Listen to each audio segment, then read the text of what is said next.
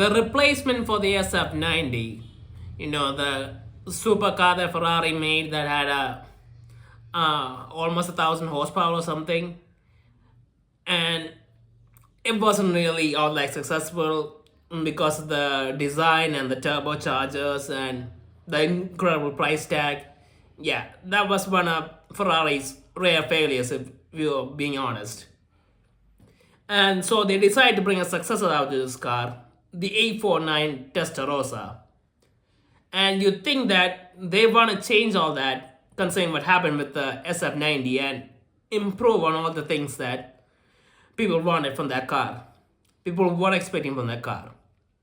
And honestly, I feel like it might have gotten worse. Now I'll explain, because let's look at what the 849 Testarossa is. It's basically a twin turbocharged V8 with 3 electric motors setup, similar to the SF90, that puts out 1,036 horsepower, which is about 50 or something horsepower more than the SF90.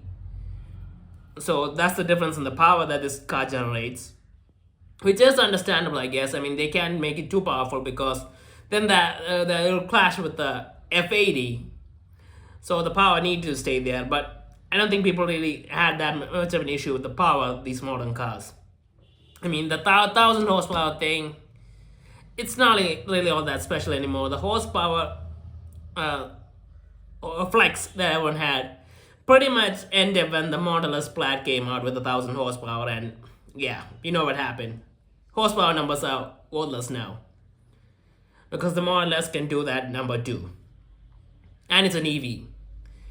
So anyway, this has the same engine, and I feel like they should have changed it up a bit. I mean, clearly people didn't like a lot of things about the SF90. One was the engine hybrid combination, and I think something they could have done to change that is maybe make the V8 engine a naturally aspirated engine.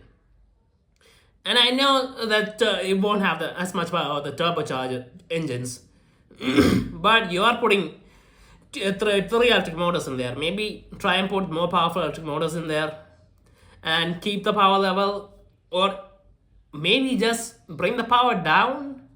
Now, it might be an issue for some people, considering the SF90's successors having less power, but maybe that angle might have worked.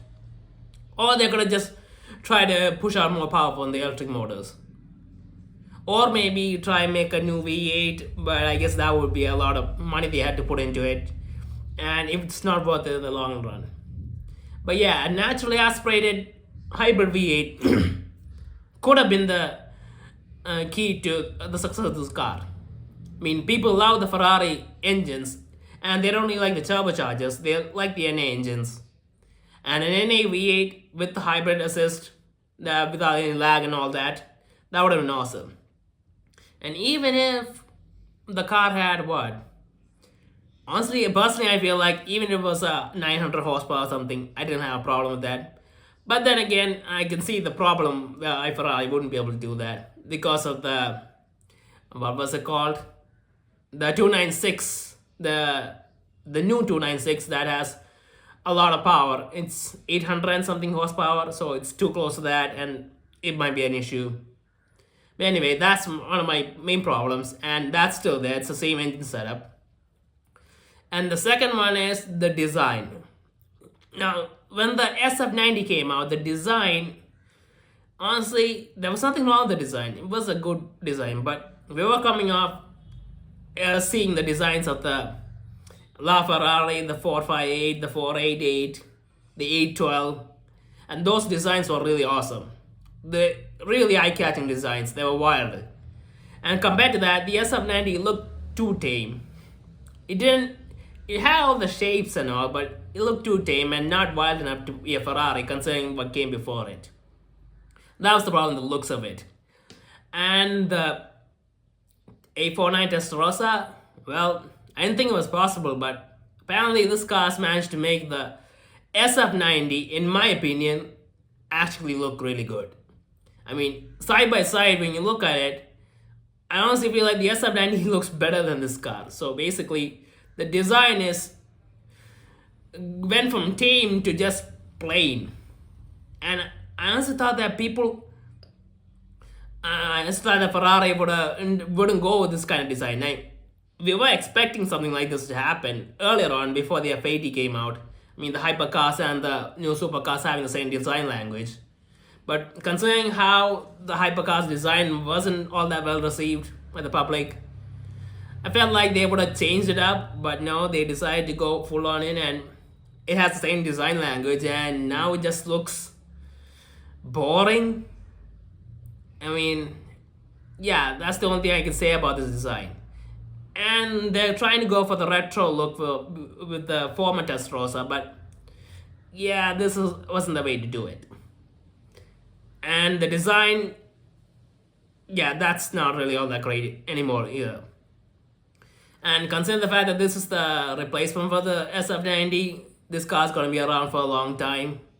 This is technically gonna be, well, their main supercar. I mean, the hypercar, those are limited production, so you can't really count that, I guess. So this is probably gonna be their main car, and the main car, it looks boring.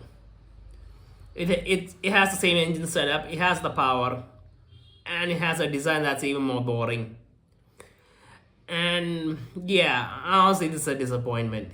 I really feel like they should try to change the design language, at least for the next car that comes out. What is the next car that's going to be coming out? Yeah, I don't know what the next car might be. I don't think there's going to be any update for any car coming out soon. Maybe they'll bring out a new car or something. But yeah, this design, it's boring. The power, the engine, all that, it's the same, so it's not all that special. And honestly, if you can get a SF90 for cheaper than this, I don't really see a reason to get this car. I mean, think about it.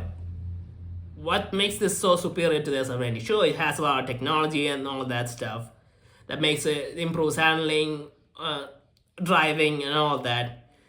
But come on, we don't. Is it that much more incredible than the SF90? If the difference isn't that big, I don't think people are gonna have a problem just going for the cheap SF90, because the SF90 is already a good car despite all the problems people have with it. So yeah, this car, I don't think it's gonna be a success. I think this is just gonna end up in the same track as the SF90. Now the pricing, well, apparently the pricing is 450,000 euros or something for the regular one, and the Spider's 500,000 euros. Now, is that the same price or more or less? I forgot what the original price of the SF90 was. I mean, the SF90 you can get it for a lot cheaper these days.